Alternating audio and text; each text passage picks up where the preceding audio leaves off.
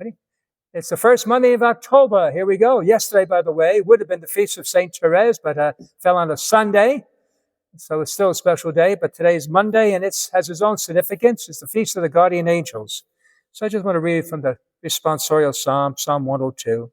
The Lord will build up Zion again and appear in all his glory. The nations shall reveal your name, O Lord, and all the kings of the earth your glory.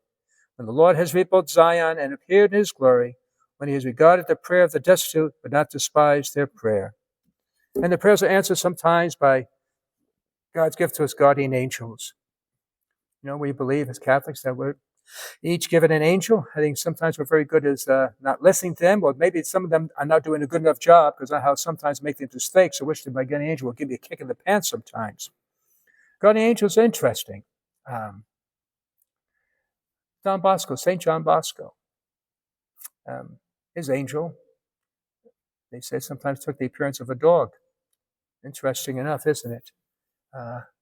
Don Bosco there in the 19th century was, somebody would consider him a revolutionary. They were threatened by Don Bosco because he had these gangs of kids, really, these young ragamuffins who could be a little streetwise, tough. And people would get a little nervous about these kids that he had basically under his control. They loved them so much. And they were a little worried. What if Don Bosco turned them, against? And there's that people when, anytime you do any good, you're going to have enemies. Not everybody's going to be accepting.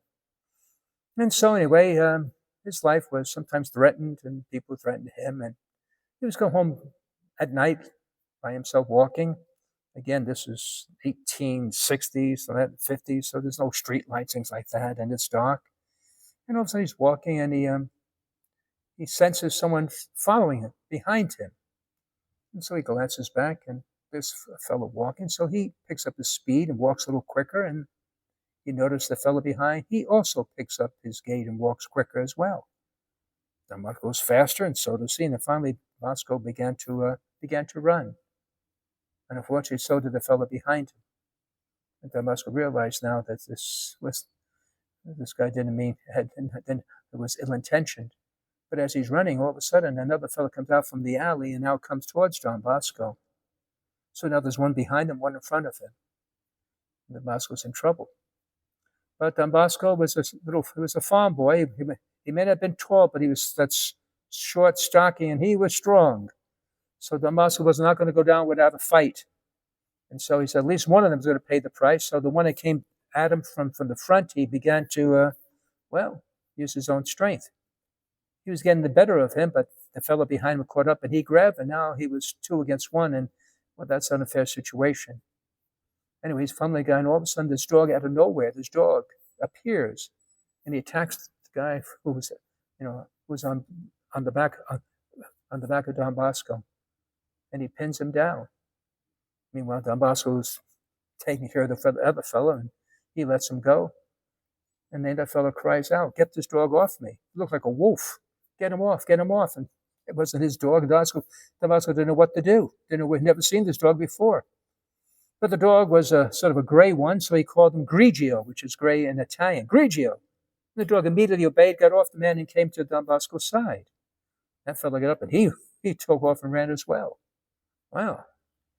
So it was interesting. And anyway, so Don Bosco keeps walking, and the dog stays by his side. And when Don Bosco gets right near his residence, the dog walks and sort of just disappears. Just gone. And this dog appeared other times in the life of Don Bosco. One time he had a sick call late at night. His mother, who helped him with the raising of the children, told Bosco, "Don't go out. It's dangerous. I don't feel good about it. I think it's unsafe for you to go." But he said, "Mom, I have to go. I'm a priest. I got a call." So he leaves, he opens the door, and he's ready to go out. Who's there? Grigio. He says, "See, Mom, don't worry. Grigio's here." But Grigio this time,